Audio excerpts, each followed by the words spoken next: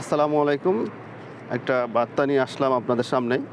বার্তাটা হলো আজকে সৌদি আরব সবচেয়ে বড় তেল কোম্পানি যেটা আরামকো, যে তেল ফ্যাক্টরি, ওই ফ্যাক্টরিতে হামলা হয়েছে।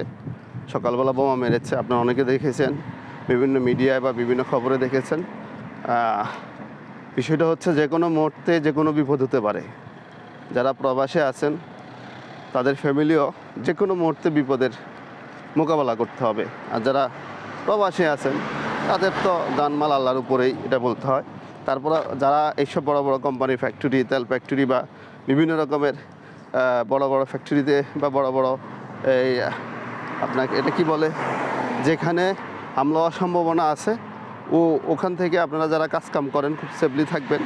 বা আপনি বেঁচে থাকলে কাজ করতে পারবেন, আর আপনি বেঁচে থাকলে আপনার ফ্যামিলিকে দেখতে পারবেন। আপনি বেঁচে না থাকলে তো আপনার ফ্যামিলি, আপনি শেষ, আপনার ফ্যামিলি শেষ। তো যে যেখানে থাকেন না কেন খুব সেফলি থাকবেন, খুব সেফলি থাকবেন। পরিস্থিতি খুবই খারাপ হচ্ছে, বিশেষ করে সৌদি আরব, বিশেষ করে কাতার, দুবাই, বাহরাইন, এসব দেশে যত প্রবাসীরা আছে আপনারা খুব সেফলি থাকবেন, আমি এই আশাই করি। সবাই সবার জন্য দোয়া করবেন। জানি না কখন কার ভাগ্যটা খারাপ হতে পারে, এই আর কি বিষয়। সবাই ভালো থাকবেন। আল্লাহ হাফেজ।